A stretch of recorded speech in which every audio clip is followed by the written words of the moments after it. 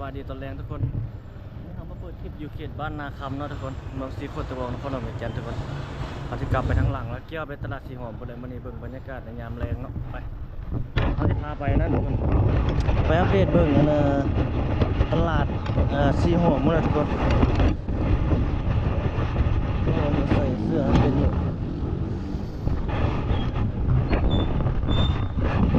ไปเดี๋ยวกลับรถมาไหล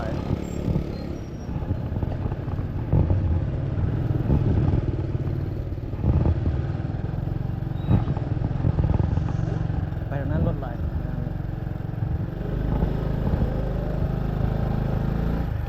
เราออกไปเขต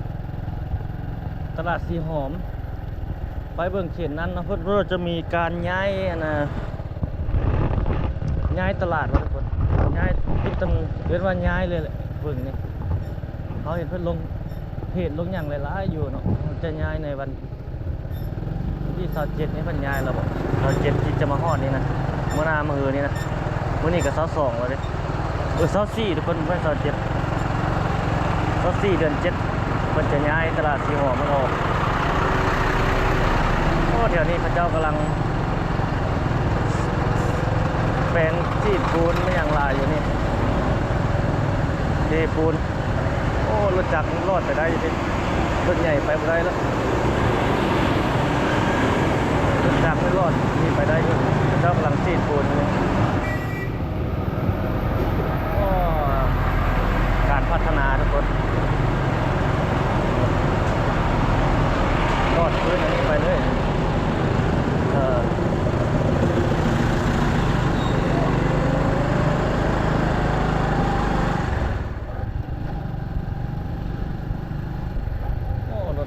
เจ้าลัดอยู่นี่รถใหญ่บ่ให้ผ่านเข้ามามีแต่รถจักรผ่านเข้ามาได้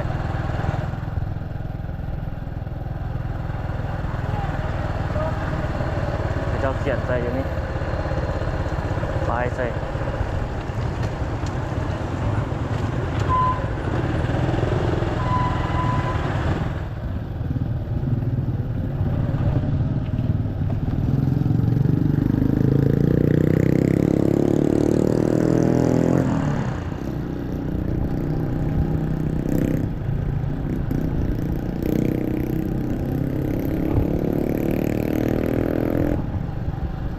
ไปอัปเดตเบิ่งโรงแรมตัวเรื่องอยู่ทางหน้าเขาเนาะอยู่เขตบ้านอุโมงค์ว่ะโปรโตประเทศใหม่นะ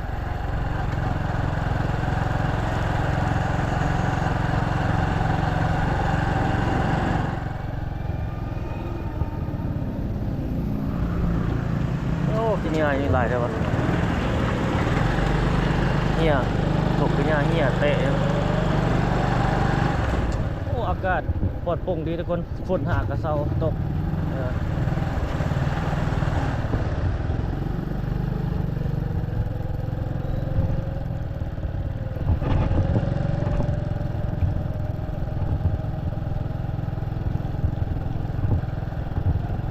เขตโรงแรมภัตตาคารดาวคำเขตนี้โอ้เขาเบิ่งทางหน้าทุกคนตึกขึ้นเพิ่งดังหลายเลย3ตึก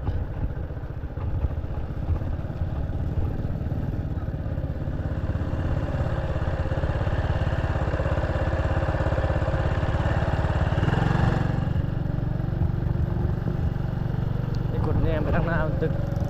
เป็นเขตยกเขตอยู่เขตส่วนสีโคตรตะบองนั่นแหละโครงการส่วนสีโคตรตะบองนั่น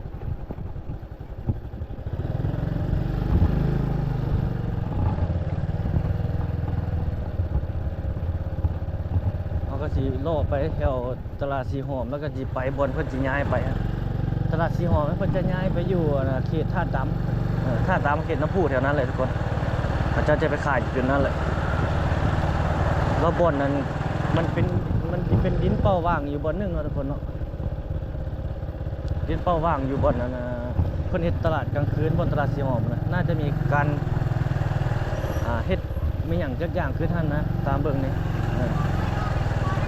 จะเป็นเฮ็ดเพิ่นเฮ็ดเป็นตึกเป็นอย่างจะค่อยว่ากันใหม่หรือว่าสิปรับปรุงแบบใดนะค่อยติดตามการเปลี่ยนแปลงไปนำเดียวเนาะทุกคนว่ามื้อวันที่24นี่ บรรดาห้างค้าขายเครื่องท่านเพิ่นจะย้ายไปพุ่นละเขตท่าดำไปแถวนั้นพุ่นละ เอาไปขายอยู่เขตท่าดำก็ดีเลยทุกคนเนาะ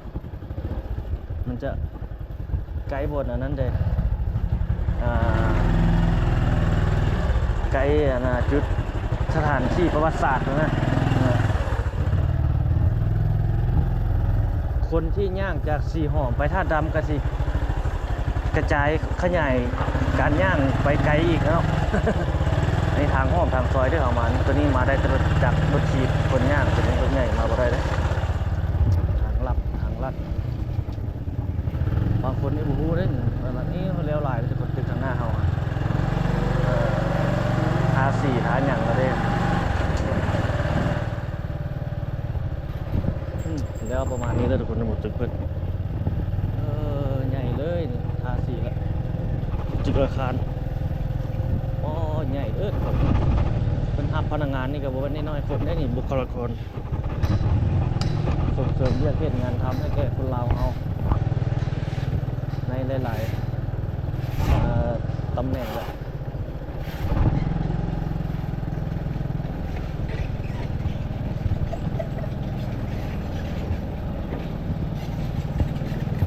สูงเนาะ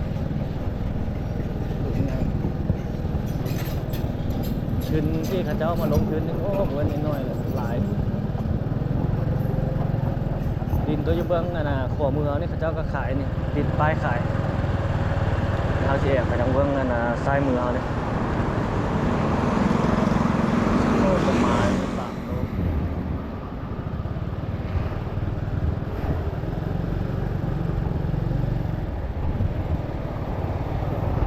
บริษัทฟอร์ดตอนนี้เพิ่งเปิดเป็นทางการแล้วทุกคนประเทศแปลงมาได้หลายเดือนปัจจุบันมันเปิดแล้วเขตบ้านคุณตาเนี่ยเข้าไปเบิ่งด้านหลังนี่โครงการส่วนสีโคตรเพิ่นได้หลายเข้าไปเบิ่งนี่คุณตาห้อมสีเขาเข้ามาเขาจะแนมเห็นผ้าสีฟ้าๆทุกคนเลยบอกโครงการส่วนสีโคตรมันก็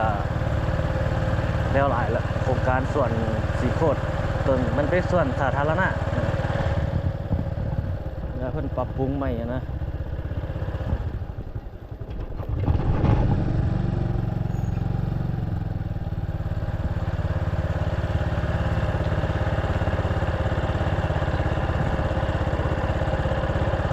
โอ้ทางในแล้วหลายแล้วเนาะ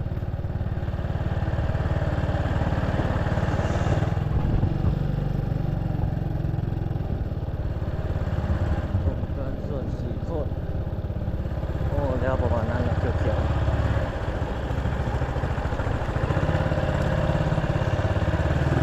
บ้านคุณตาทุ่ง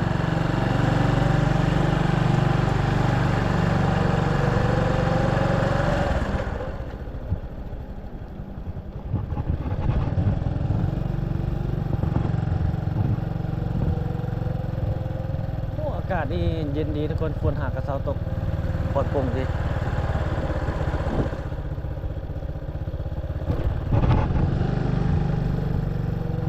นี่จากคุณตาทงนี่ก็สิเกี่ยวไปพ้นเลยทุกคนเกี่ยวไปสีหอมเราไปเขตธาตุดำไปเขตสวนน้ำพุเนาะ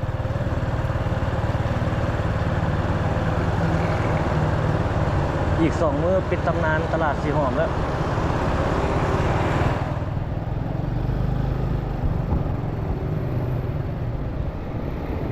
เราจะนี่บริษัทฟอร์ดนี่เลี้ยวหลายแล้วเปิดเป็นทางการเลยแล้วแบบนี้แหละทางไหนมีรถหลาย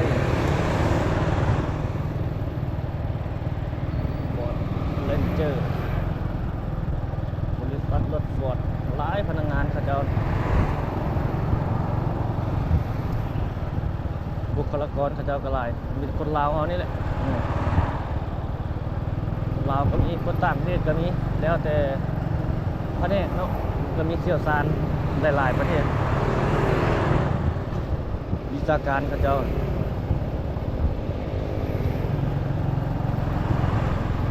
บรรยากาศยามแรงคนโมงเลิกการน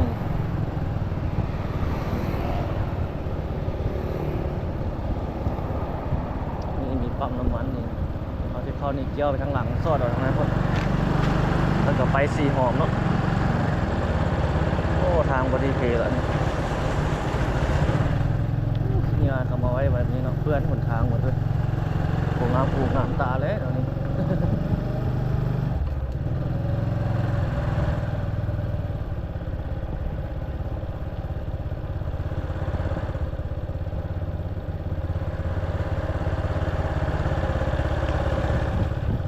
ขาเลาะในยามแรง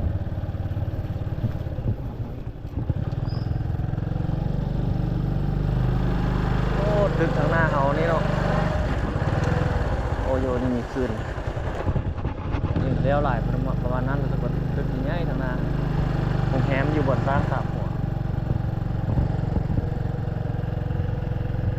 เดี๋ยวมันเช็คเบิ่งไฟกองในเมื่อวานนี่บันทึกไปโดนตึกจึงมาเบิ่งโอ้มันดับตั้งแต่โดนละเขาก็พากเว้าไปละลาเลยแต่ว่ามันกองมันปิดแล้วบัดนี้ กองปิดแล้วยังเว้าไปอยู่มันเบิดไวนะแบตเตอรี่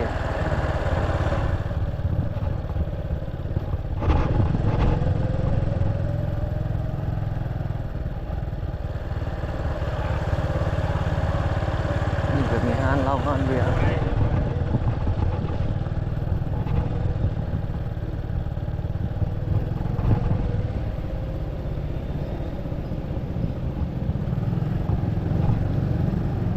ฝืออยู่เบื้องขวาของเขาเลยฝือร้านขับเปียกคอนโดเนี่ยไปโอ้รถไหลเอาไปข้างหน้าแล้วติดเกียวไปสีหอมเนาะ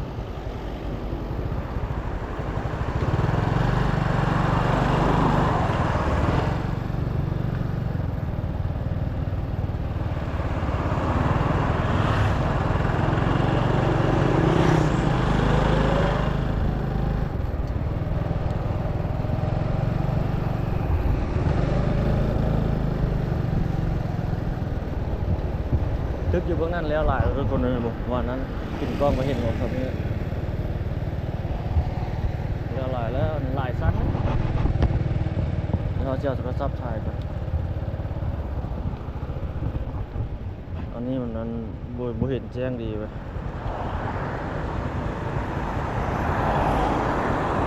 ในประมาณนี้เจ้าเห็ดแล้วหลายแล้วเนาะโครงการโรงแรมใหญ่อยู่เขตสร้างสามหัวอยู่ในโรงแรมเราที่รถมาจะมาทางสนามบินกับมุ่งหน้าเข้าในเมืองยามแรกเขตสร้างสามหัว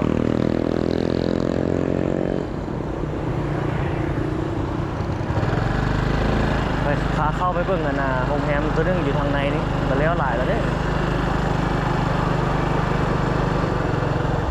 เกี่ยวเขานี่ทางหน้าเอาเลยง่ายเลยสูงนี่ก็ได้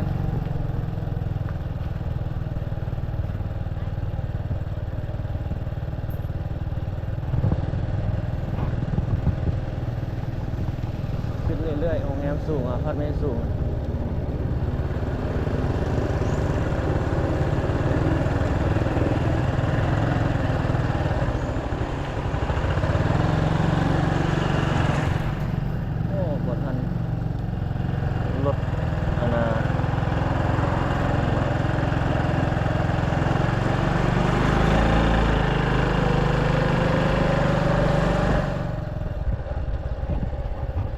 เขตบ้านสีฐาน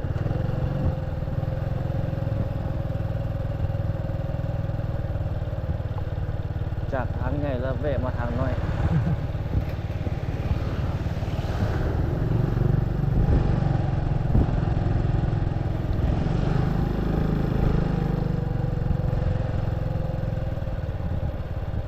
เบื้องซ้ายมืออาจจะเป็นวัดโอ้ต้นจำปานี่เขียวงามดี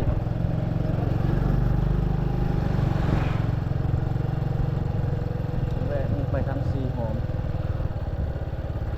เราอยู่เขตบ้านสีหอมเขตบ้านสีฐานอย่างนี้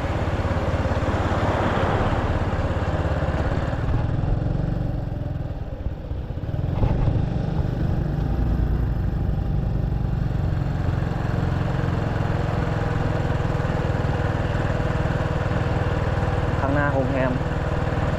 อยู่เขตคาวพลาซ่าโอ้ดีดีอิ่มโอ้รถกู้ภัยมาทางหน้าเขาจะไปใส่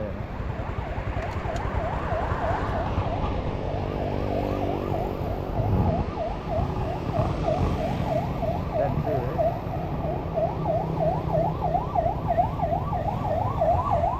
ไปทางนั้นเนาะ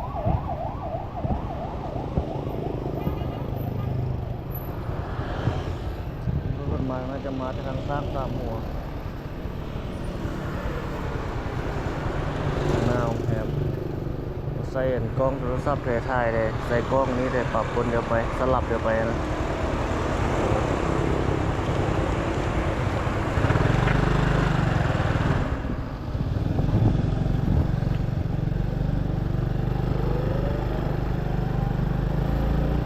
โอ้รถหลาย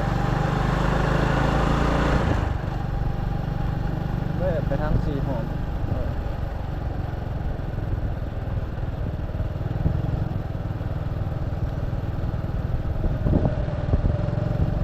ไฟแดงนี่เขาเจ้าบ่ได้เปิดเนาะโอ้รถทางหน้าเขานี่ชาวโว้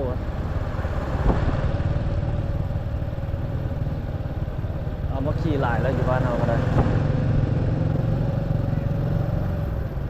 โอ้เบียร์ที่มาทางนั้นเลยบ่ทุกคนเบียร์ที่มาทางหน้าเขา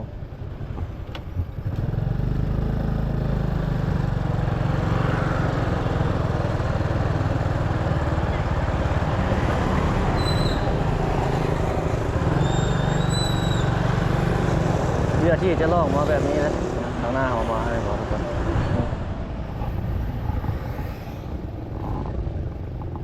บางคนก็ส่วนของเขาเจ้าไป A13 เนาะตลาดเช้าดงโดม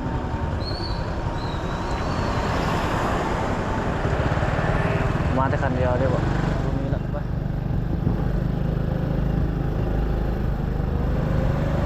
วิดีโอ BRT ด้วยมีจีบแล่นขึ้นมานี่แล่นมาทางนี้นะแล่นมาส่วนมาตามรถสอนเนี่ยรถทั่วไปจะบ่สามารถแล่นมาได้โอ้รถหลายขนาดจะเลี้ยวไปทางสีหอมยิบโดนเพิ่นปิดแล้วสีหอมก็ได้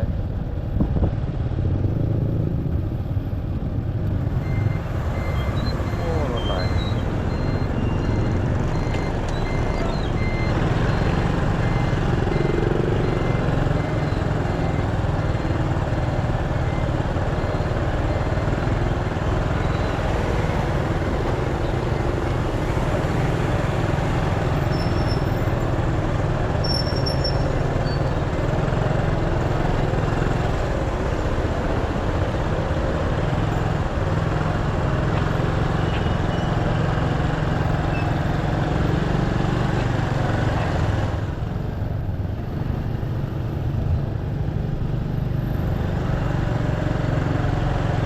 หลายเนาะ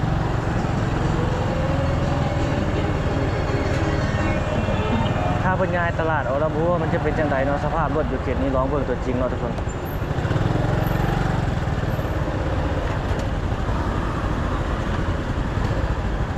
น่าจะมีการแปลงมันอย่างขึ้นบนดินเก่าบนดินนั่นแหละ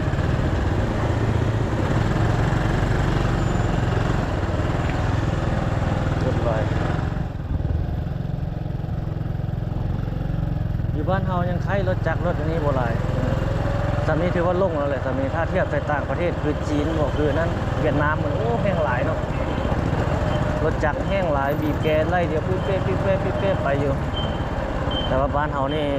บ่ได้น่ะบีบแกแบบนั้นบ้านเฮาติดหลายก็อย่ามันจะเป็นเมืองแบบเงียบสงบดีขนาดผู้คนจะบ่อารมณ์ร้อนบ่เร่งบ่เร่งรีบบ่อย่างประมาณนี้ขนาดประมาณในเขตตลาดสีหอมข้างหน้านี่ละเป็นย้ายนะบ่อนเป็นล็อกเข้าไปทางในฮะบ่อนเป็นร้านอาหารเป็นอย่างนั้นนะเขาจะย้ายออกไปพุ่นแหละ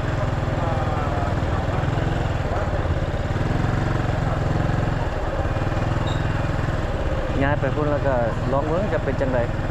วันที่24นี่มันก็ย้ายแล้ว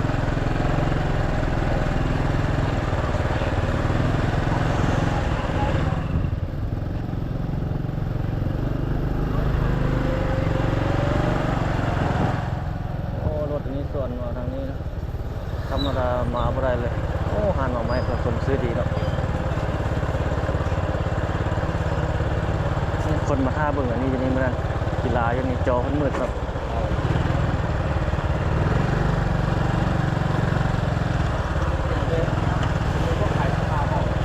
เบิ่งล้ออยู่แถวนี้บ่แน่ใจว่ายังจะขายคือเก่าบ่เนาะบัดอันน่ะเพิ่นย้ายตัวนั้นไปนะตัวย้ายเป็นตัวทางในบ่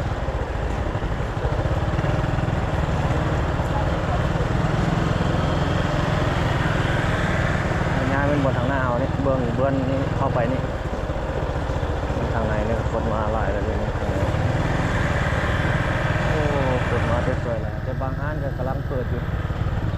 ในตัวอยู่เบื้องขวามือเขาเนี่ยเจ้าจะย้ายไปทางหน้าพุทธย้อนสิพาไปเบื้องบนเพื่อนย้ายไปฮะ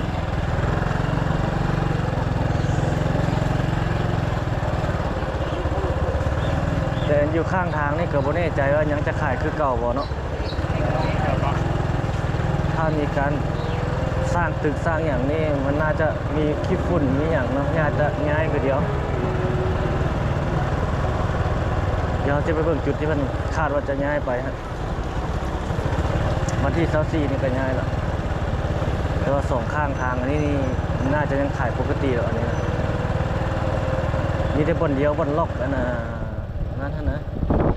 บนล็อกอันนั้นฮะล็อกบนเข้าไปไหนบนเขาเจ้าขายเนื้อยืนกินทางในเลยได้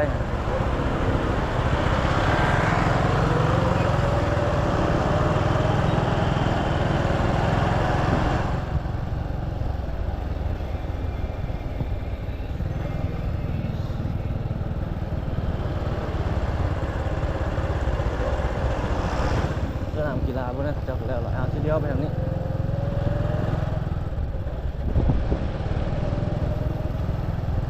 เกี่ยวไปท่าดำเนาะแล้วก็ซอดออกมาน้ำพุฮะ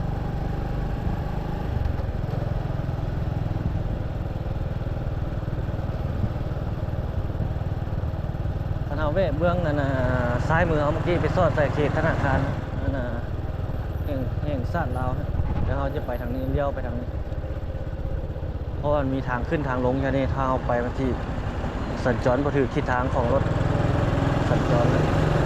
เรียที่ผมมาดิเบียร์ที่ประมาณนี้เขาขี่ไปได้เพื่อนก็ไม่ได้มาตลอดเนี่ยแต่โดนยังมาเบียร์ที่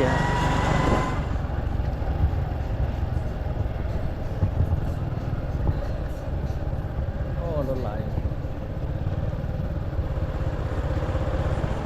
ข้ามทางไปทางนั้น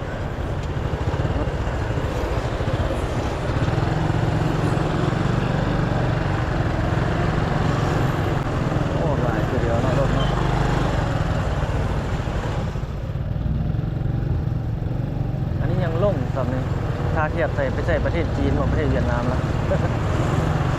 ประเทศพระเจ้าแห่งโอ้ปีเกลเลยเดียวปีก็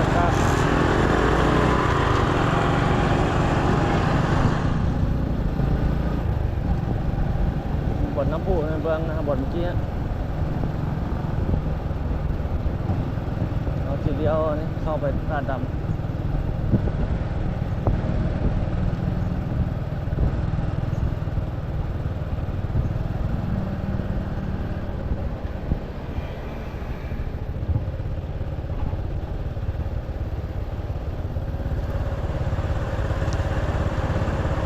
รถนี้สัญจรลายจุ๊บอ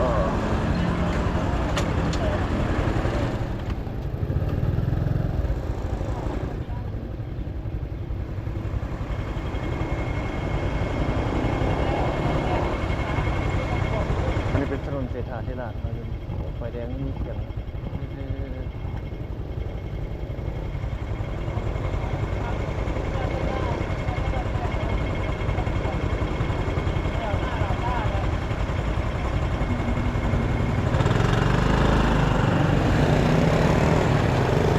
เขาเนี่ยไปท่าดำ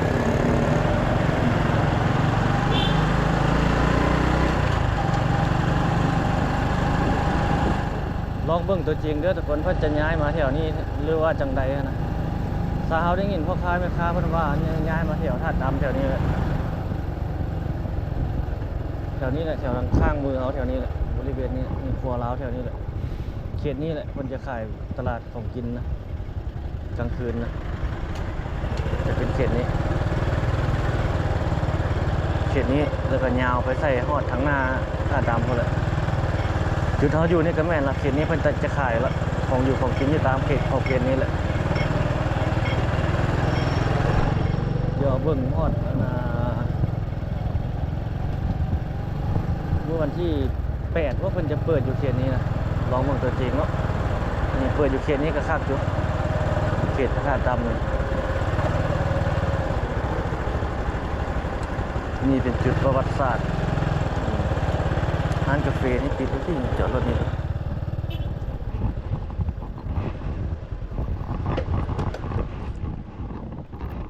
ข้างในเป็นร้านกาแฟไปย่างบนพระธาตุดำ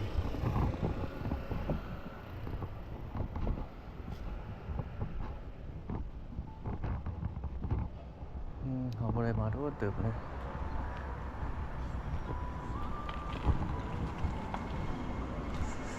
แถวนี้เนาะมันจะมาอยู่แถวนี้เลยลองเบิ่งตัวจริง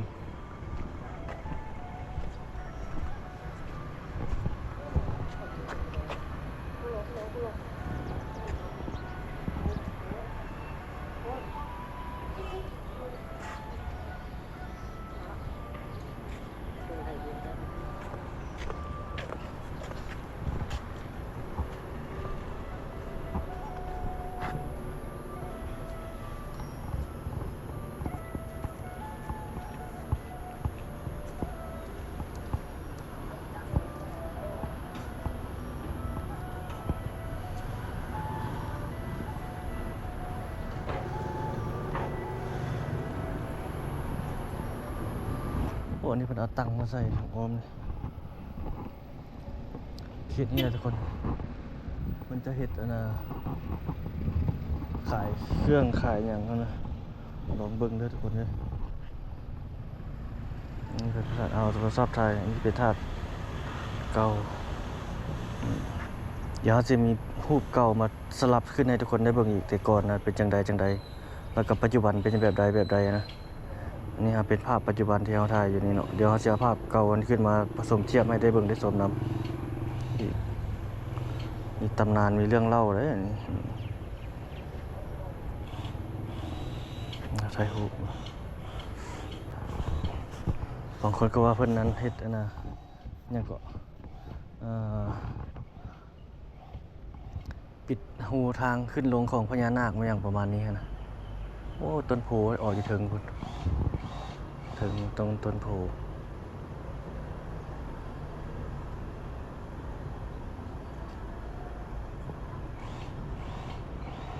มีคนมันเอาดอกไม้ทูบเทียนมาบูชานี่เป็นขี้หินมันก็นี่เป็นจีแต่ยากอ้อมเบิ่งเนาะ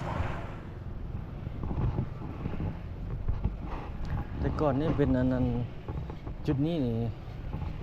เขาเจ้าเอื้อนว่าเป็นอย่างจากในสมัยฝรั่งปกครองพวกนั้นทุกคนเป็นเจ้าเฮ็ดเป็นแบบอันนั้นนะระบาดนี้บัดฝรั่งกลับแล้วเขาเจ้าบ่ให้ขายแล้วเขาเจ้าป่าไปเป็นส่วนรวมอยู่แบบนี้เอาหูข้าวๆเป็นอย่างประมาณนี้หูข้าวๆเป็นอย่างประมาณนี้ถ้าเจ้าเอาจานมาคอเทียนก็ได้บรรยากาศสดๆเลยนะกระเจ้าเนาะคือจริงๆนี่จุดทูบนี่เขาบ่ให้จุดเพราะว่าประเพณีเขาบ่แม่นแนวนี้เขาบ่ให้การนับถือก็คือพิธีเข้าลบพระธาตุแม่นบอกให้เฮ็ดตามนี้อันนี้มันอาจจะคือขี้เกียจมาไหมให้มันแก้พอมันถึงแดดถึงฝนมันจางบนวางนี่มันอันนี้นี่มันเขาเฮ็ดไว้ให้สำหรับ4ด้านแล้วฉะนั้นหันล่ะแม่นให้วางตามนี้อันเจ้าสิไหว้ยกมืออยู่ใส่ก็ได้มันก็เป็นพระธาตุเดียวเจ้าสิตั้งอยู่ใส่มันก็เป็นตั้งให้เพิ่นหั่นล่ะบ่เกี่ยวว่าต้องไปย่องกับเพิ่นหั่นมันบ่งามเนาะมันบ่เป็นบ่ถูกอันนี้มันพวงมาลัยเอ้ยบ่ของคนอื่นเนาะเอาออกนี่เอาเท้าใส่แบบนั้นเนาะ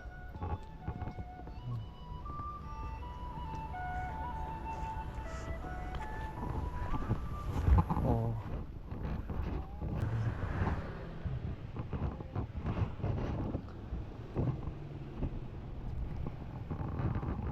เป็นเหลี่ยมแบบนี้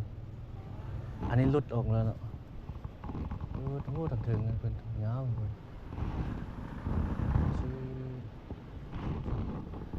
เพิ่นว่าอันเอาชิ้นมันยองนี่ที่มันเบาเนาะโอ้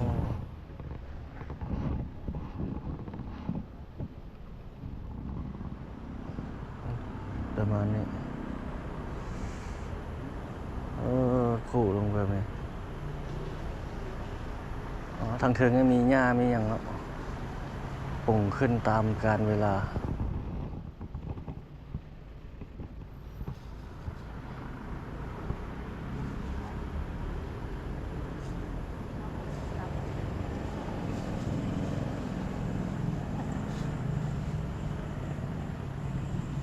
ประมาณนี้สภาพล่าสุดทุกคนเลยถ่ายให้ได้เบิ่งได้ชมจนโดนเขาจึงมาเลาะเบิ่งเลาะชมเก็บบรรยากาศให้ได้เบิ่งได้ชมนำ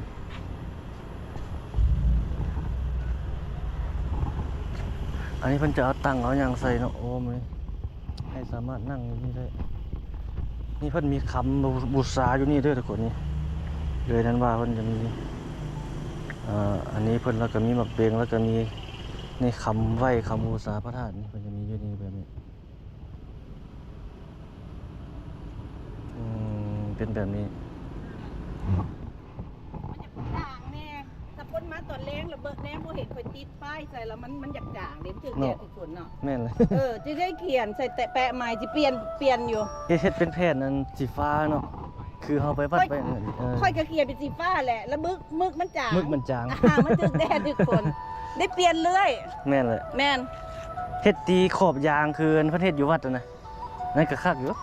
แต่ว่าต้องได้ใส่นั่นเลยบอกอันความหมายเฮาไปสร้างให้กับเจ้าเฮ็ดพิมพ์หั่นน่ะมันจะเป็นขาวดำพิมพ์แล้วเฮาเคลือบหั่นมันก็ได้แม่นเอาแต่ว่าข่อยต้องอยากเขียนเป็นลายมือข่อยนี่นะมันจึงอันนั้นดีอันนี้มันลายมือข่อยสิได้ฮู้ว่ามันไผเฮ็ดอันนั้นมันพิมพ์เป็นด้วยคอมพิวเตอร์น่ะนะไผเฮ็ดก็ได้เอาเนื้อความข่อยไปเขียนไผเฮ็ดก็ได้ความหมายหั่นน่ะคำเคารพบูชาเคารพพระธาตุพิธีการเคารพพระธาตุอันนี้มันอยากกันมันลึกมันถือฝนได้ถือฝนข่อยยังสิข่อยมาเบิ่งอยู่มันข่อยต้องมากวดเบิ่งอยู่ว่ามันถือฝนถือแดดแล้วมันก็สิจางยังสิมาเปลี่ยนอยู่เพราะมันก็ย้ำฝนแน่น่ะแม่นปีนึงก็สิได้ย้ำฝนนี่มันสิได้เปลี่ยนหลายเทื่อถือแดดนั่นกระจ่างอีกแม่นน้ำมึกบิ๊กเฮาแม่นมึกอีหยังมันกระจ่างมันถือแดดถือแดดถือฝนแล้วมันก็ไปอันนี้เอามาใส่ใหม่เนาะโต๊ะแปลงใหม่ตอนนั้นทำมาบ่เห็นโต๊ะนี่นี่นะอันนี้นี่เป็นทางสปอนเซอร์สนับสนุนเป็นห้างนี้ห้างนี้เป็นผู้เฮ็ดห้างเพิ่นอยู่ไกลนี่ประเทศซีโตนี่สนับสนุนนั่นโต๊ะนี้แล้วตอนเพิ่นที่เฮ็ดดีบอกอันผู้ดีค่อยมาแล้วเพิ่นละบอกว่าเฮ็ด4ด้านเนาะค่อยว่าได้ค่อยว่าเจ้าเพราะว่าอย่างค่อยกายไปกายมากับมันบ่มีบอลหยองเนาะกับบ่ติแม่นบ่ติบางคนอยากมาเขาลบนะแล้วเราไปยองไหว้ตามอันนี้มันบ่มีบอลหยองเขาก็อยากยองบัดนี้ก็เลยว่าเอานี่มาใส่ทางงานนี่เพิ่นอยากเฮ็ดว่าสิเฮ็ดเพิ่นว่าเฮ็ด4เนาะก็ว่าได้เขาก็บอกเพิ่นว่าเจ้าเพิ่นก็เฮ็ดออกมา4ฐานมาใส่ได้อยู่ประมาณ2 เดือนละมั้ง2 เดือนละมั้งประมาณนี้แหละคนเริ่มมาหลายเพิ่นย้ายตลาดอันนั้นมาอยู่ใส่บัดนี้ตลาดหยังตลาดสีหอมมั้ยมื้อเขาปิดเลยว่ะเขาสิปิดมื้อวันที่24บ่แม่นว่ะปิดวันที่24บ่จะสิย้ายไปบ่อนใหม่บ่ฮู้บ่อนเด้เขาว่าแถวนี้บ่ตลาดสีหอมมันน่ะเขากินซุปมันน่ะแม่นบ่อันได้ยินว่าคนละอันเด้ตัวสีหอมหันตั้ง5กับของกินอันตลาดอันน่ะอนุหันตั้ง5ได้สีหอมเขาเจ้าว่าถ้าสีหอมมันทั้งกลางที่ว่าอันน่ะทั้งกลางคนเที่ยวหลายๆคนเที่ยวมันปิดกลายเป็นถนนคนย่างคนหยังหันติบอกมันอาจจะเป็นการสัญจรที่ตัวไหนน่ะตัวอยู่ทางในน่ะตกลงปิดตัวไหนวะแม่ปิดตัวไหนมันเอกชนไหนปิดตัวดังๆนั่นแหละน่าจะแม่นเจ้าของกับเจ้าจะมีการสร้างมั้ยหยังโอ้กับเจ้าสาวแม่นเหรอกับเจ้าสาวดินคนอื่นสงสัยแล้วสิแม่เจ้าสาวดินคนอื่นแล้วไปเฮ็ดได้ยินเขาเจ้าจะมาเปิดแถวนี้บ่ได้ตินครหลวงบ่อนุญาตดอกบ่ได้เนาะบ่ได้บ่ว่าเขาสิย้ายไปใส่แล้วบัดนี้หมายความว่าอันนั้นกับเจ้าก็เซาสถานที่เฮ็ดผู้จู่ขายเจ้าขายเครื่องอันเนาะ เจ้าของที่กระเจ้าเซาอันนี้มันเป็นโรงแรมอันน่ะภัตตาคารดาวเวียงเก่าอะข้างๆอะนะ โอ้ กระเจ้าของกระเจ้ามั่งกระเจ้าของกระเจ้ามั่งแล้วเป็น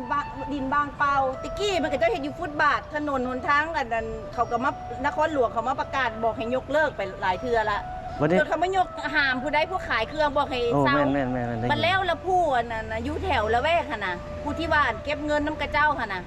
เป็นผู้จัดสรรอยู่แถวนั่นแหละเลยไปเศร้าดินบางอยู่แถวหัน บทท่านเขาก็เจ้าก็หากระทุบบ่แต่ก่อนนั้น หมาย แม่ ว่าน เหรอ มันเป็นเฮือนเก่าแหละเลยดินกระเจ้าทุบแต่ว่าเขาเจ้าบ่ทันได้เฮ็ดหยังให้ขายไปนะโอ้ที่เพิ่นห้อง แล้วบัดแล้วมาละอันนั้นบัดนี้กระเจ้าก็ให้เปิดอยู่หันคือสิแม่นเจ้าของดินหันกระเจ้ายกเลิกที่สั่น แม่นแล้ว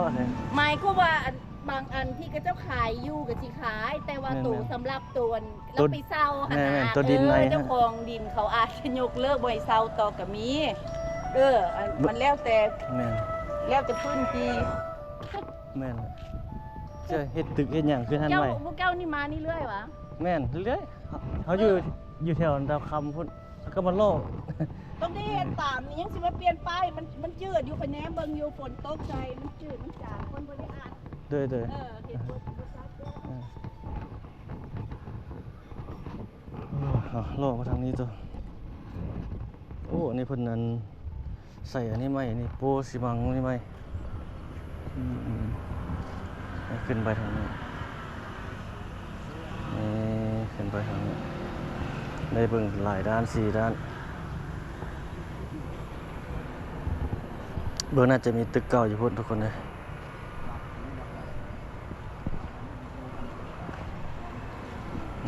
นี่เป็นอาคารแบบนี้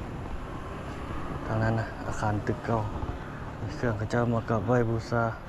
เพิ่นติดคาถานี่ใส่ไว้เพิ่นเมื่อกี้เพิ่นเขียนมาใส่เนาะให้คนเคารพให้คนนั้นฮะอ่านตามคำนั้นเดี๋ยวเราไปเบิ่งตัวนั้นต่อไปดิเบิ่งกาแฟยังขายอยู่บ่ นี่เขาจะก็มานั่งลิ้นนั่งอย่างนี้ทางในมีห้านอาหารเนาะเดี๋ยวเข้าไปเรื่องตัวในโอ้รถคันนี้เขาจะใส่คาถานี่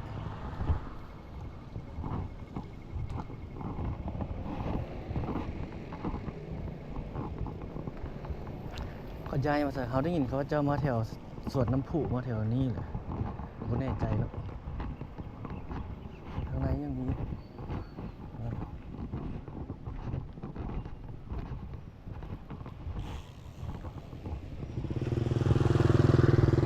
ร้านกาแฟ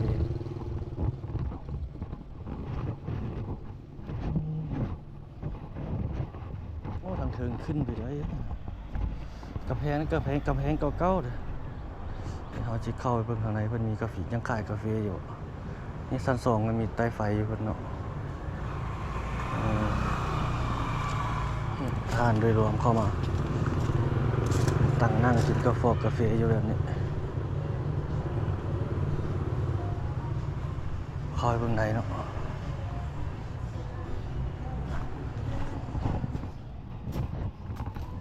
โอ้มีบนตักนั่งแบบนี้ด้วยโอ้ทางในเข้ามาโอ้ประตูนี่เก่าเลยเป็นเหล็กแบบนี้อยู่ในประตูอาคารทางในนี่นั่นหมดแล้วทะลุหลายปีแล้วมันตกแต่งไฟใส่แบบนั้นจะต้องเอาขึ้นไปถึงมาคุณทางในกันโอ้ทางในมีตู้แบบนี้ร้านกาแฟเป็นเครื่องเก่าแบบนี้เขาจะนั่งอยู่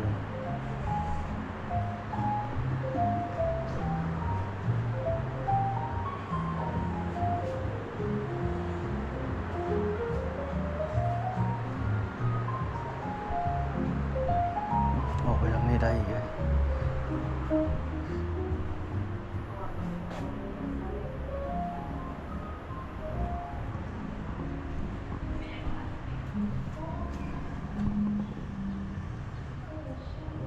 ตอนนั้นยังเป็นแบบนั้น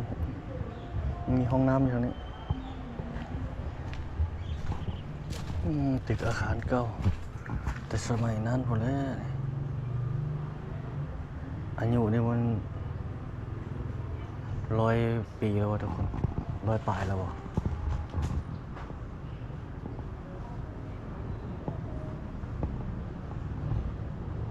จะเอาขึ้นกลางเทิง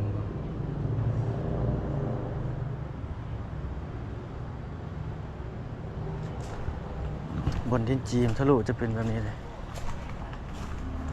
ดินจีแต่สมัยนั้นครับประตูนี่เป็นแบบไม้แบบนี้ขึ้นไปเลยยังมีป้ายอยู่ดิ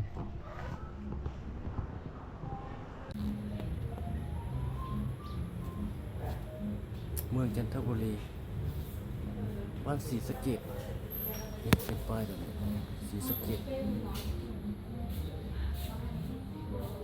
เงินเลขที่1450/42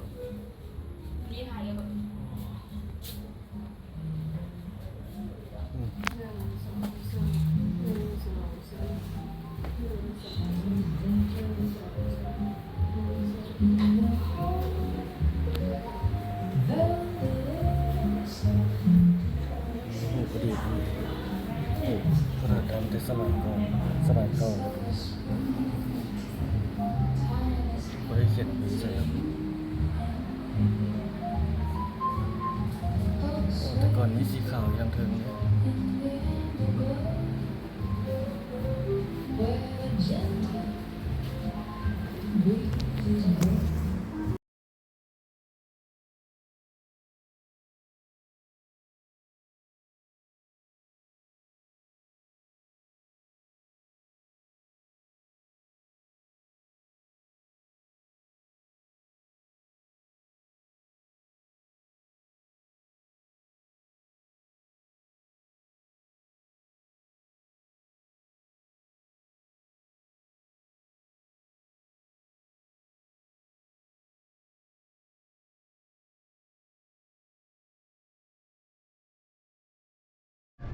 แต่ว่าเมื่อกี้ไฟกล้องหมด เดี๋ยวขึ้นไปเทิงหมดดิเปลี่ยนออกจากคอแล้วมันเป็นคือกี่แบบไม่ทางเทิงนี่ต้องใส่ดอกไฟนี่มาใส่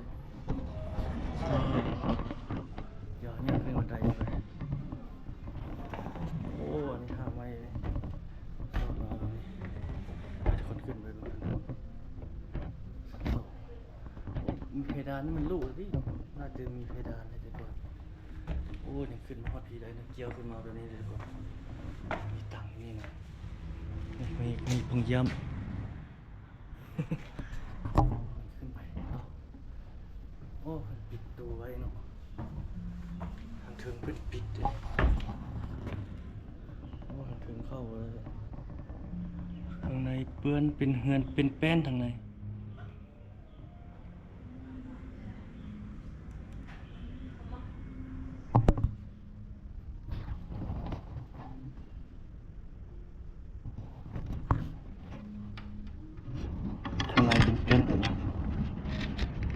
ห้องนอนนี่ยังเขาเนี่ยเมืองจันทบุรีในปลายบ้านนี่เฉยเลยลงไปแล้วทุกคนนี่ก็มีหาวจับแบบนี้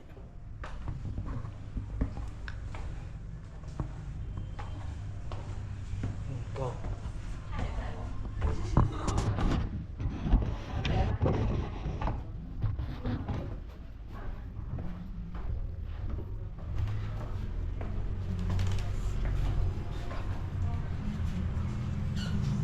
โอ้มีไซอยู่นี่เนาะห้องกาแฟทางนั้นพุ่นเนาะ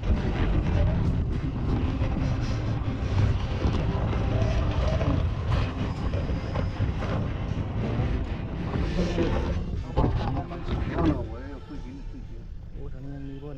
ยังมีอยู่ในห้องนึงเด้เอาแล้วไปสิปิดเลย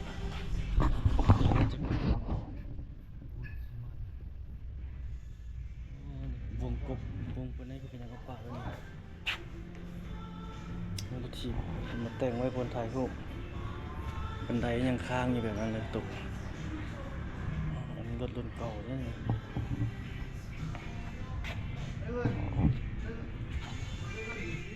บันไดยังค้างอยู่ยังต้นมันมีหากไม้อันนั้นอยู่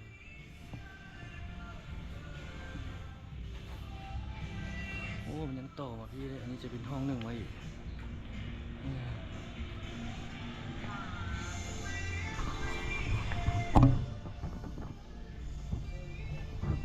โอ้ยมันมีบนถ่ายรูปให้ยังพี่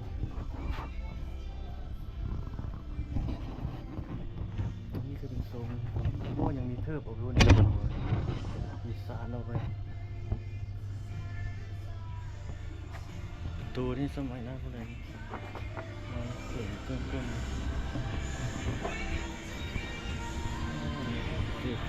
ตั้งนั่งนี่ยังประมาณนี้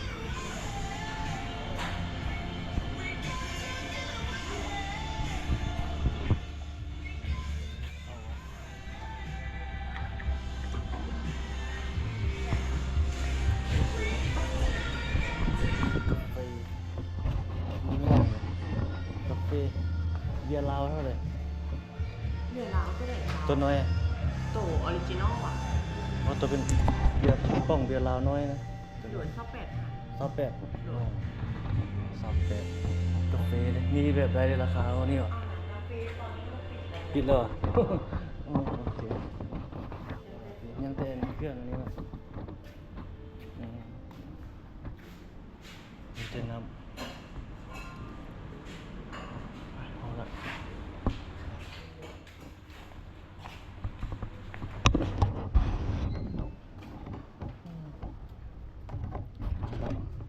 กาแฟปิดแล้ว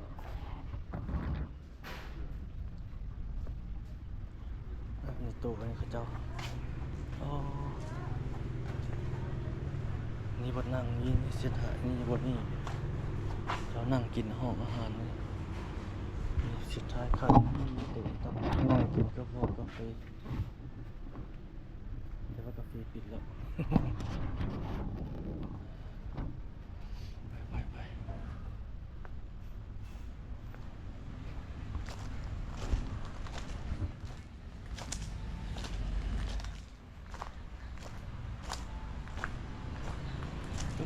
ไป ตึ้งเข้าทางก็ไปแล้วทุกคนเลยนี่ก็เป็นพวกพระธาตุนี่เมื่อกี้เขาเข้าไปเห็นรูปเก่ารูปยังถ่ายให้ทุกคนได้เบิ่งเพื่อเอาติดใส่ฝาบอกไปต่อแล้วมันบ่ได้ลงไปทางเบิ่งน้ำพุเนาะ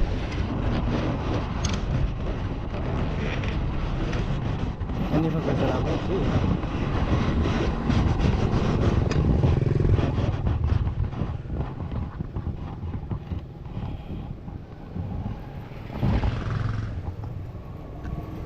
แขกก็เจ้าก็มาเที่ยวมาอย่างไรให้ออกไปเที่ยวไปทางสวนน้ำพุแล้วก็สิปิดคลิปเลยทุกคนวันนี้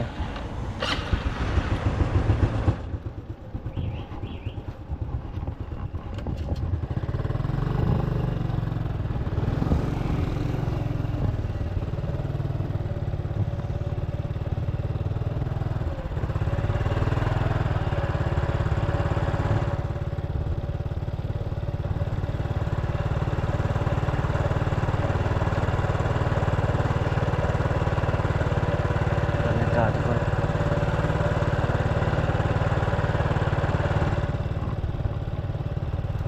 ห้องอาหารนะอ้อมแถวนี้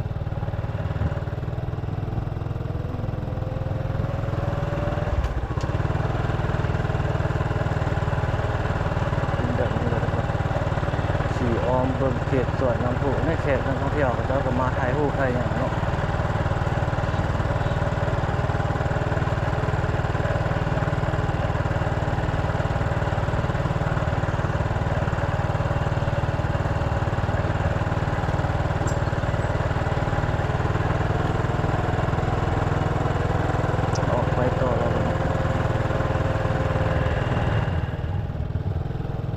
แค่ทำหมดก้อนหนึงเลยทุกคน เอาก้อนที่สองมันหมดไป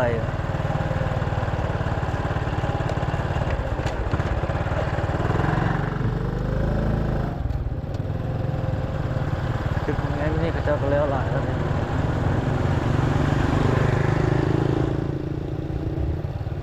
ทานกาแฟหมดเหลือแต่เบียร์ป้องใหญ่เท่าไหร่ละ28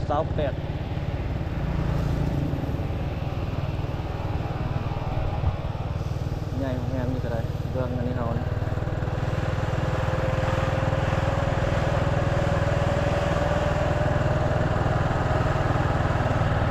โครงการกระแดงลาวเรื่องเขาเรื่องทางหน้าโอ้ทางหน้าจะเป็นอันนั้นเลยสวนน้ำพุตัวบริเวณตะกันส่วนกีฬาเจ้านะวงเดียวให้เพิ่งกันสนามกีฬาเหมือนสวนว่าปิดๆก็คือโอ้แล้วหลายแล้วเนี่ยทางหน้าบริเวณสนามกีฬา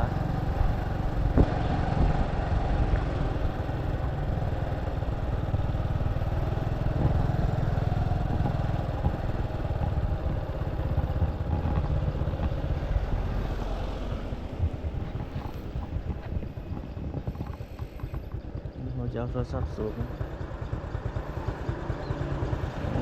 เลี้ยวไหลประมาณนั้นแล้วทุกคนเนาะยึดโยกกระจายเสียงแห่งสั้นเราลงซ้ายมือโอ้ทางนานแล้วประมาณนั้นแล้วทุกคนนะ3 กีฬาให้อีกบุรนก็สำเร็จเป็นทางการแล้วนี่ได้ประมาณนี้แล้วที่ประเทศเกี่ยวไปทางน้ำพุ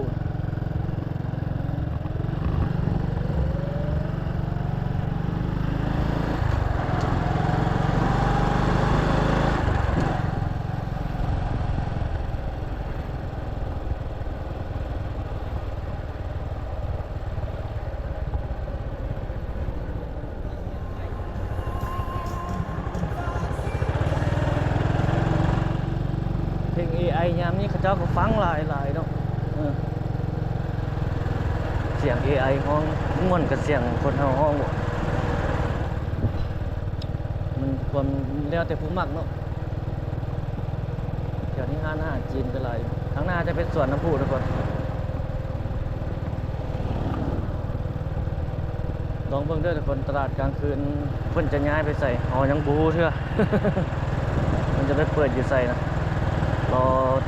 เบิ่งอัปเดตแล้วสิมาบอกให้ฟังมาถ่ายให้เบิ่ง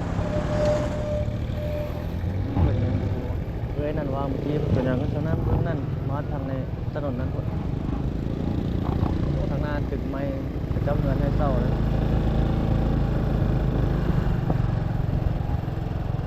อันนี้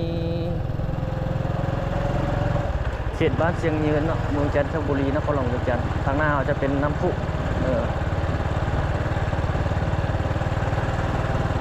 นี่เขตในเมืองแหละมาเบิ่งว่าแขกนักท่องเที่ยวเขาเจ้ากันย่างล่ออีตาวันนี้หลายนำในเมือง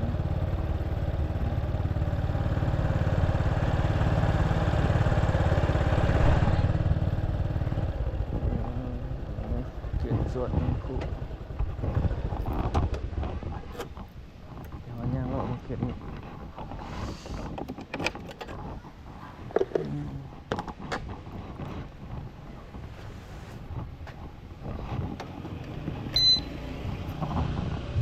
กระตึกเก่าเลย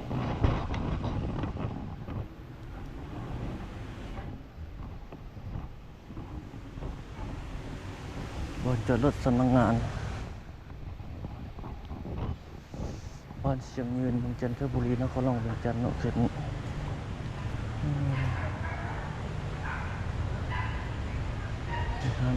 อาหาร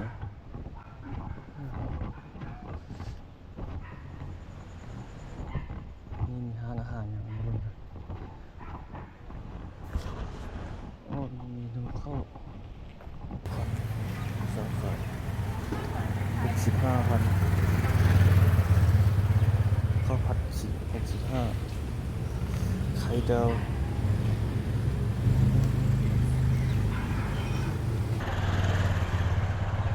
ข้าวผัด65ไข่ดาว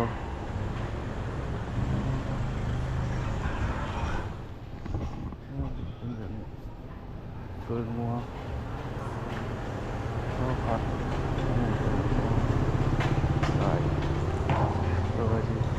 มีเฟอมีเฟอเท่าไหร่นี่เหรอยังไม่ได้ปิดดิมีเฟองัว60,000มีเฟอ เอาฟือนั่งในเหรอในมีบอนปูเหรอในก็ได้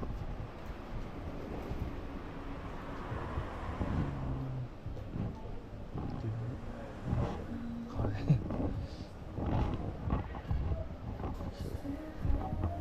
โอ้เย็นเข้ามาเลย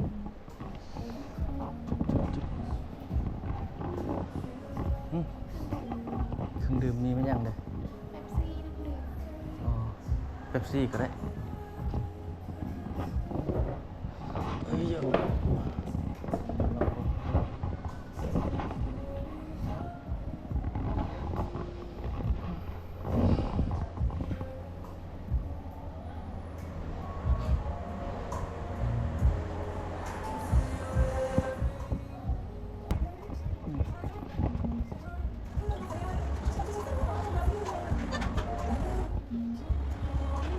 ครับนะครับคนครับ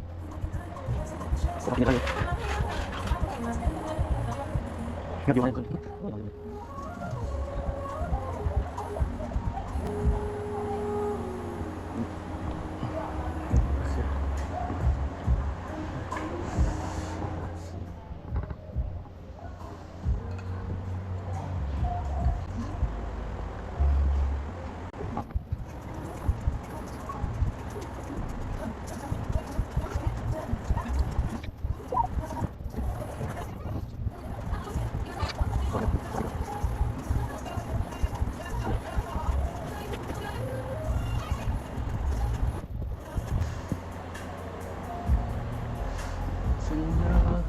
เป็นเท่าไหร่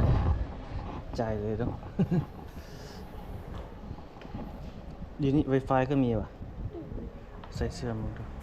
ซาเน็ตตัวเดียว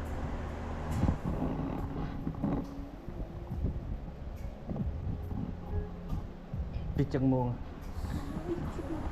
อ๋อ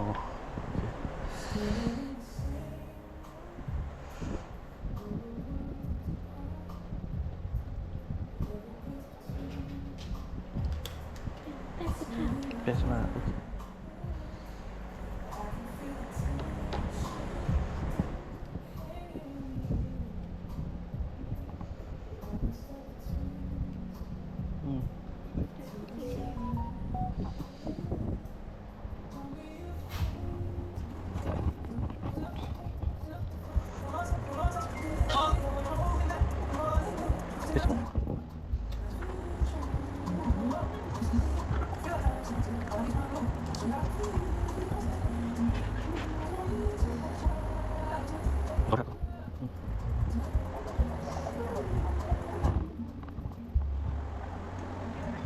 อยู่ครับขึ้นตอนนี้นะคน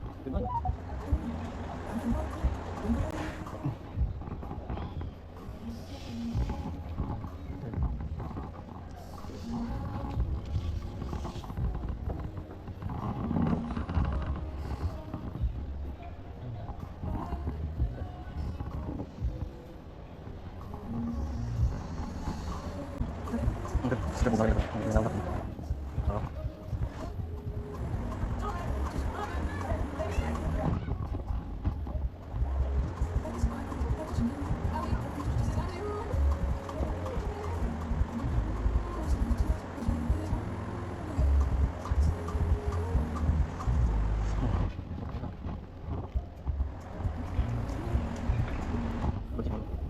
Oh, sangat tinggal.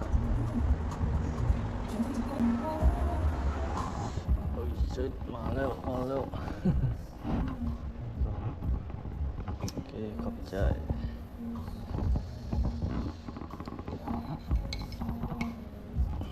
โอ้เป็นแบบนี้มาคุยกันต่อเลยจริงเขาเราก็จะไปรอวันน้ำพุอีกเนาะมาเขาเป็นวิธีปรุงเขาไม่อย่างน้ำตาลนี่ก็ใส่เจียวเผ็ด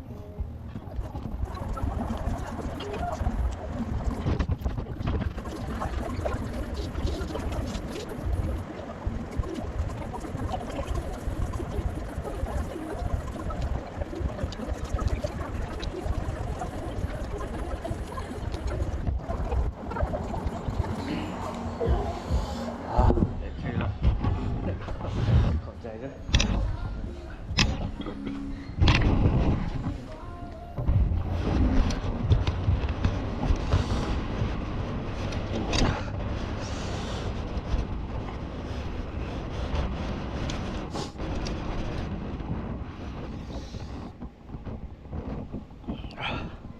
ต่อแล้วทุกคนประเด็นนะ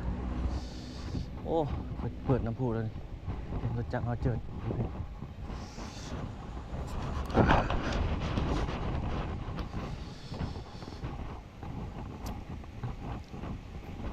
เอากินเฟอแซ่บอยู่ทุกคน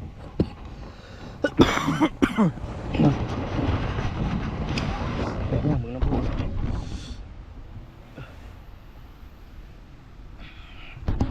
กินเขา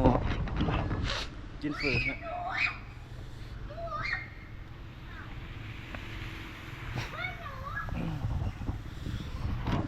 โอ้เจ้ามันนั่งดินเนาะนั่งกันที่โอ้น้ำพุมันเปิดเจ้านี่เป็นโรงแรมเลยเป็นอาคารเพิ่มนี่เป็นหอมงค่ายคือหอมงแม่นละหอมงแล้วไล่เป็นรถแม่งแล้ว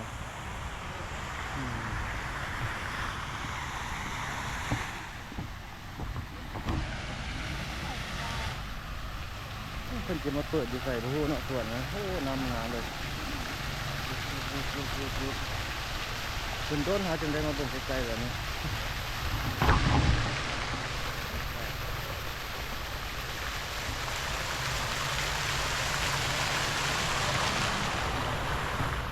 ต้นมาทางนี้ปุ๊บพามายังยืนชมบรรยากาศจะมาถ่ายรูปให้ท่องเที่ยวเป็นแบบนี้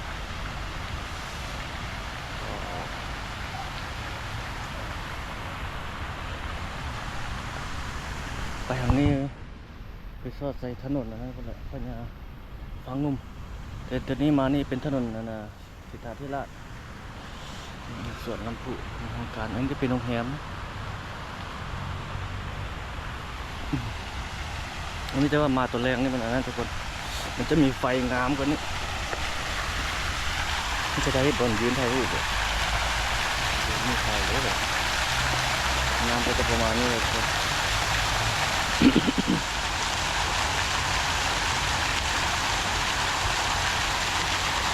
ไอ้นั่นบุกขึ้นเนาะ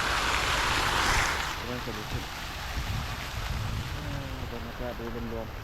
ๆกินให้ได้เบิ่ง360 องศาอันนี้เป็นตึกโรงแรมว่าเป็นไงไม่แน่ใจว่าเป็นโรงแรมว่าดูแลโรงแรมคือป้ายเป็นอยู่ส่วนบนมุมบนห้องก็ยังให้คนมาเข้าว่าอย่างไรแบบห้อนพื้นห้อนอย่างนั้นนะประมาณนี้เลยคนแรงมานี่มารอดเขตหัวน้ำพุเนาะมารอดบึงรอดชมรอรุ่นตะวันตลาดขายของกินสุกนะขายอาหารการกินนะเพิ่นจะไปตั้งอยู่ใส่เนาะไปตั้งอยู่จุดนี้บ่จุดสวนน้ำพุนี่บ่หรือว่าจะไปตั้งอยู่จุดใดร้องเบิ่งบัตรคุณยายเอาแบบจริงเลยทุกคนแล้วฉันจะมาถ่ายให้ได้เบิ่งอีกครั้งเนาะนี่ก็โอ้ขอบคุณตำหนักแล้วนี่ครับไปต่อแล้วไปอีกนิดนึงจะได้คลิปแล้วยาวสมควรแล้วเนาะได้แล้วก็ส่งวันเกือบหอด2 ชั่วโมงแล้ว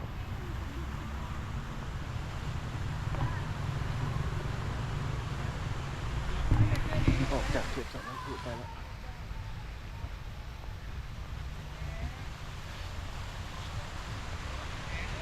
รถอันนี้นี่เขาจะขี่มาที่ป่ารถแอปเป็นอย่าง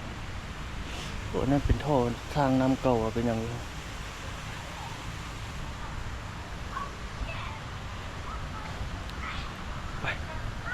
ไปเลยทุกคน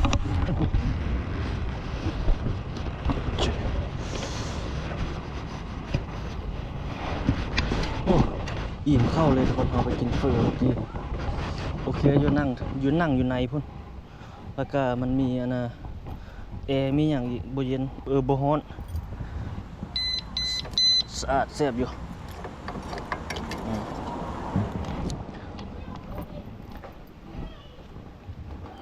60,000กีบก็บ่ได้แพงเลยทุกคนใจกลางเมืองเลยฝือถ้วยหนึง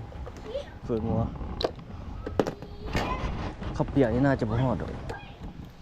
เส้นก็โอเคอยู่เอากินเดี๋ยวออกไปทางเชียงของแล้วก็จะได้ปิดคลิปแล้วเด้อทุกคนหรือว่าสิไปออกไปทางนี้เลยวะออกทางนี้ก็ได้เนาะออกไปทางนี้ซะ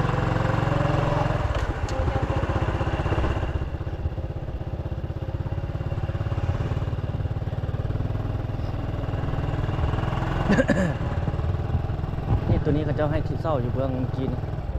เบื้องอันน่ะซ้ายมือเอาเมื่อกี้นะเขาเจ้าให้คนอันนี้เขาเจ้าให้คนมาเศร้ามาอย่างห้อมทืนห้อมอย่างประมาณนี้นะห้อมทืนสร้างเป็นอย่างประมาณนี้นะ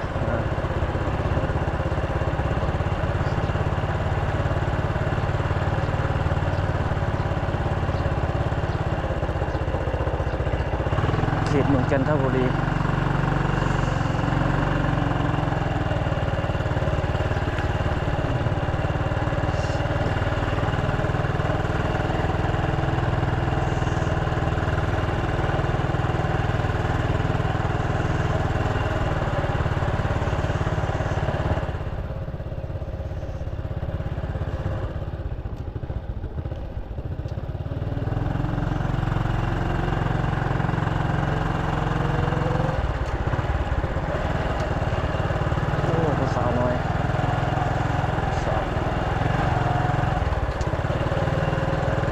ลอกขึ้นไปบ่ได้แล้วอันนี้เดี๋ยวท้ายขึ้นไปบ่ได้แล้วตัวนี้โอ้ตะเบนกำลังสตกดินท้ายครับบ่ได้กัน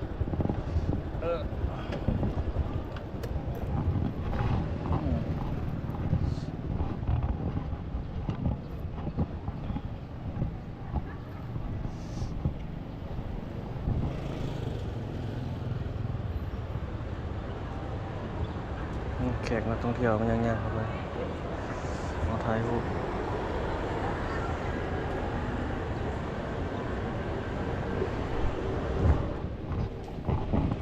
โอ้เบอร์นี่แขกหลายแล้วทุกคนเต็มเลย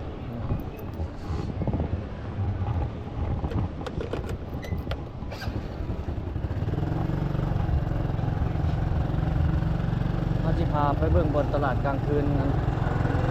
อานุอันนี้เนาะบนเขาเจ้าขายของอยู่ของกินนะ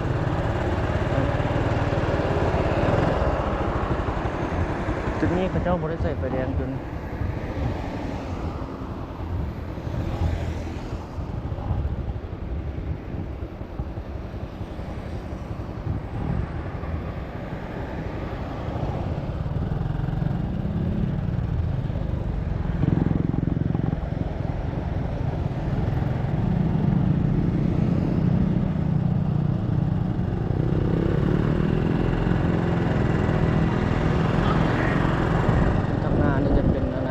สนามกีฬาเจ้าอนุวงศ์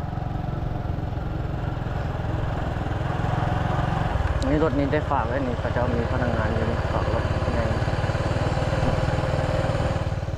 โอ้ทั้งเดียวหลายเลยทุกคนนี่จะมีเดินเตะตีบานตีอย่างอยู่ในสนามกีฬาเจ้าอนุวงศ์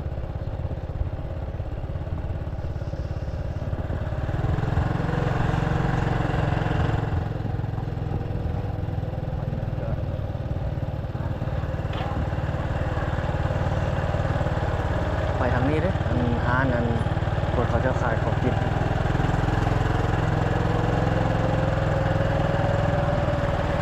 เบื้องนี้ก็เป็นตึกเก่าเลยเบื้องนี้เฮาเลย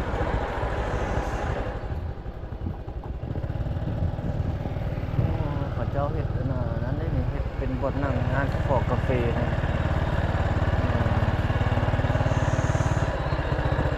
เดี๋ยวเขาปิดแล้วเนาะอย่าเอาโทรศัพท์ถ่าย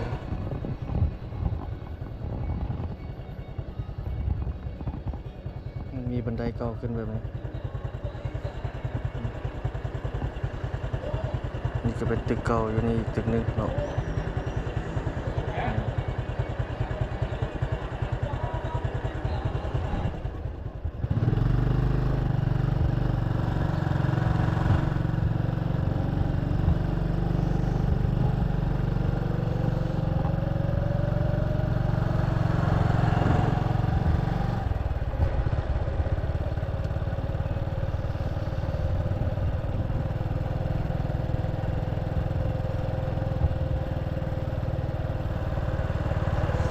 ายควายแถวนี้เขาเจ้าขายของอยู่ของกินเต็ม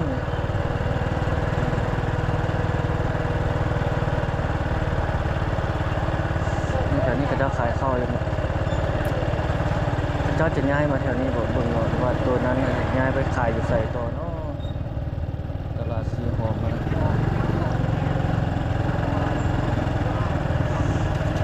เจ้ามาซื้ออยู่ซื้อกินเยอะมันนี่ก็หลายเลย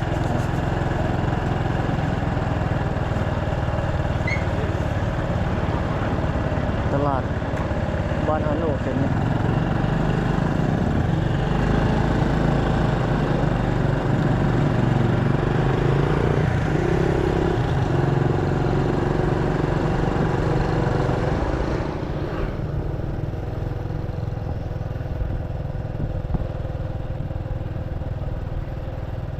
นี่เลยทุกคนยามแรงเวียงจันทน์บ้านเฮาพาเบิ่งพาชมคลิปนี้เดี๋ยวว่าได้เบิ่งแบบยาวๆเลยโอ้ผู้สาวน้อย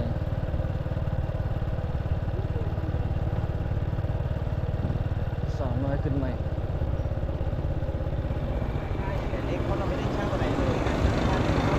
เอาหน้าผ่านเข้าไปนะเขาจะไปทางนี้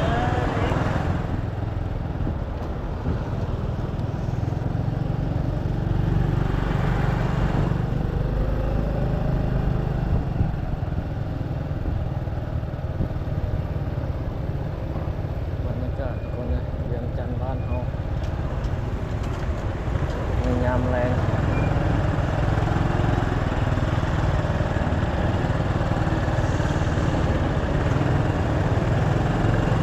ไฟแดงเขาเจ้าบ่ได้เปิดหรอกไฟดำหรอกไฟแดงไฟเขียว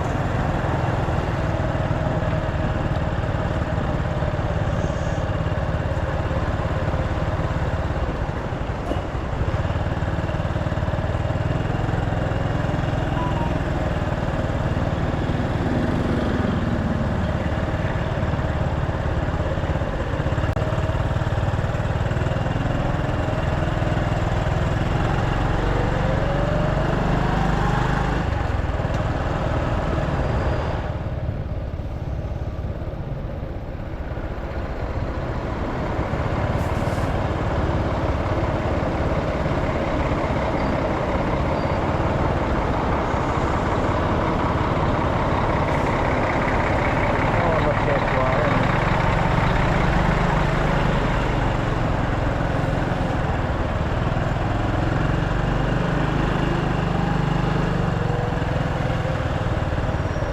เป็นสื่อไปทางซอดกับเข้มคงเนาะ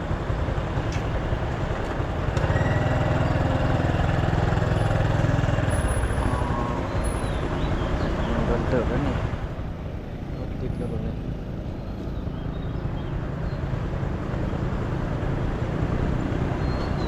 ติดไฟแดงเบียร์ทีมันก็แล่นมา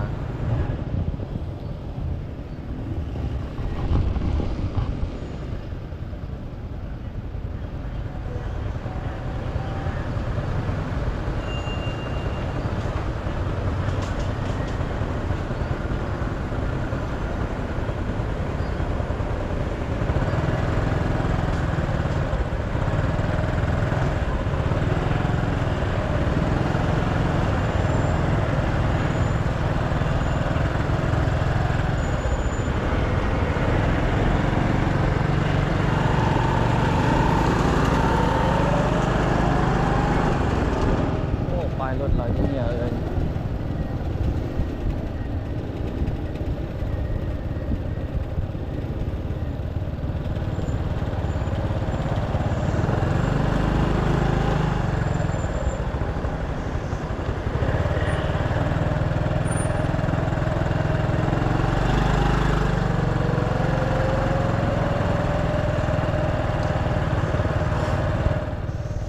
ยามแรงยามแรงแคมป์ของเวียงจันทน์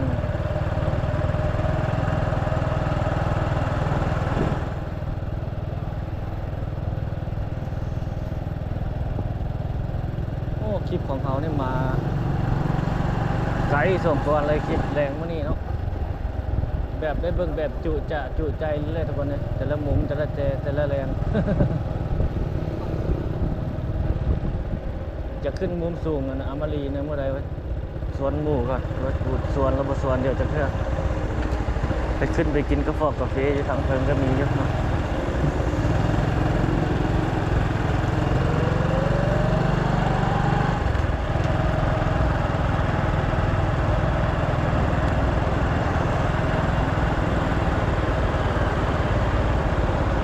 ขึ้นไปปิดคลิปอยู่ทำแกมของ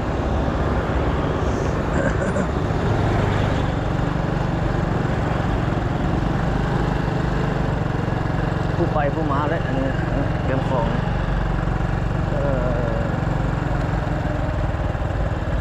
เอาเข้าไปไหนได้ฝารถเลยมันเอาไปจอดไหนแต่เราจะผมไปละนั่งปิดคลิปนี่ไปนึงแล้วก็สิกลับแล้ว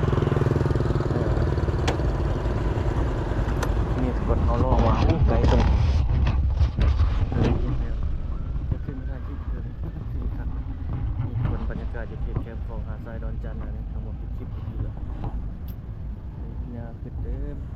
ย้ำฝนมาแล้วน้ำท่วมมานี่น้ำท่วมมันก็ยังกระโดดให้ท่วมหลายดอกปัดน้ำหมากน้ำนองมาแล้วต้นหนูต้นยังออกหยุดไหนมาหลายขึ้นมาฝั่งนี้มันผมแมงขอบแมงแคงนี่จะมาไล่เก็บเอาอยู่นะวันนี้แต่ละปีนะย้ำฝนมานะมันหนีมาแต่บนน่ะลอยน้ำเข้ามานี่ก็หยิบไปทางฝั่งนั้นได้มาทางฝั่งนี้ได้นั่นแหละ บรรยากาศตัวนี้สิประมาณนี้เนาะทุกคนถ่ายมาไกลสมควรได้ยาวสมควรเลยเดี๋ยวเอาไว้พบกันใหม่ในคลิปถัดไปเนาะ สวัสดี